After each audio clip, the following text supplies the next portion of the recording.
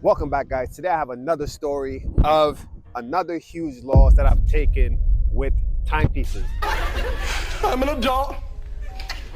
I can handle this. I'm okay.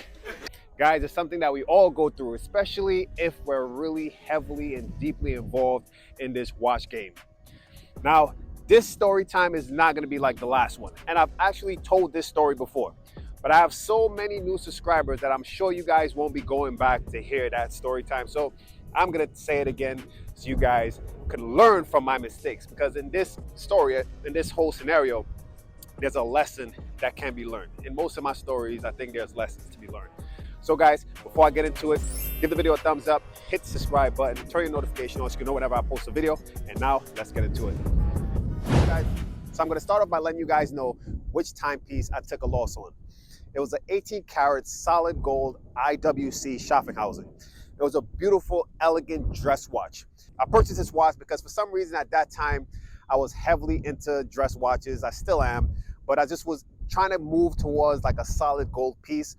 And for some reason, I realized that IWC have some very affordable timepieces before you get to the next stage into like the Patek range and getting like that Calatrava style timepiece. So if you guys are into, dressy, nice, solid, precious metal pieces, look towards IWC. They have some beautiful 18 karat solid gold pieces that's just up there. They're pretty much in the lineup with Patek in my eyes. They resemble the same look of the Calatrava, but the price is affordable.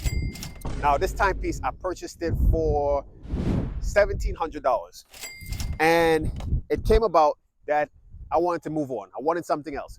So I ended up selling the timepiece. I had it up for sale on Chrono 24 and someone purchased it. Here's where the trouble began. Me being cheap, I decided to ship this timepiece using USPS.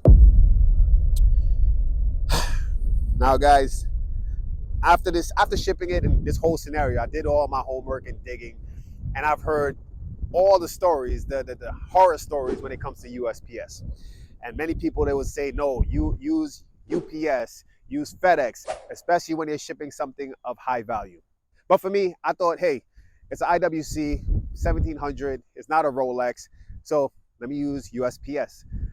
If it was a Rolex, one of my Rolexes, anytime I sell a Rolex, that's 4,000 plus, 5,000, 6,000, I would sell it and ship with UPS or FedEx, it depends. But this time I thought, hey, not that expensive, let me use USPS. Now, with USPS, they're not the most reliable source to ship, high-end goods. The thing about my scenario is, unfortunately, I insured the timepiece, I think $300 to $400. I didn't insure it for the entire price, the value of the item that I sold. Oh!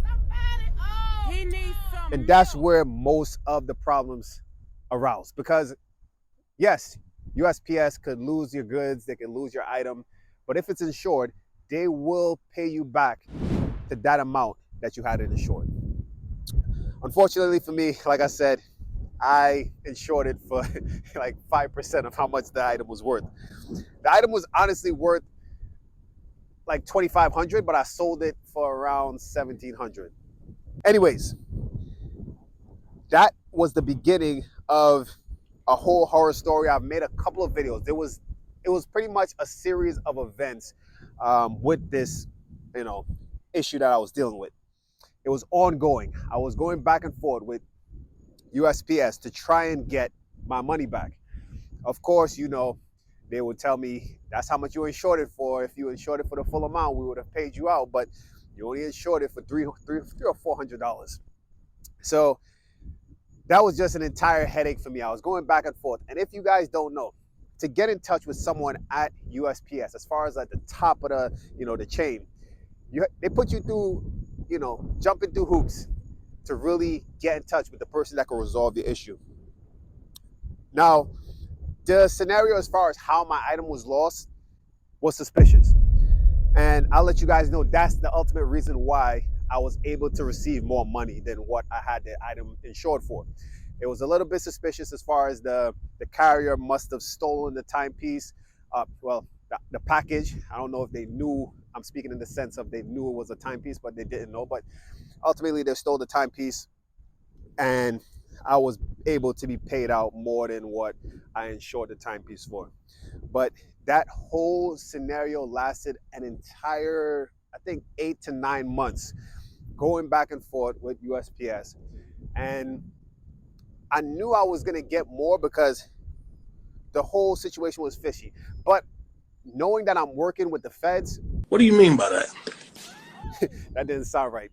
Knowing that I'm dealing with the feds, because USPS is a federal agency, I knew like they had so much power behind them to say they don't have to pay you out. They have so much, what's the word? Immunity. They have so much immunity with so much bullshit that they could do, that had me concerned. But I was able to get in touch with somebody at the top, and that person was fully understanding of the scenario and the situation. And I was fortunately able to get more than what I had the timepiece insured for.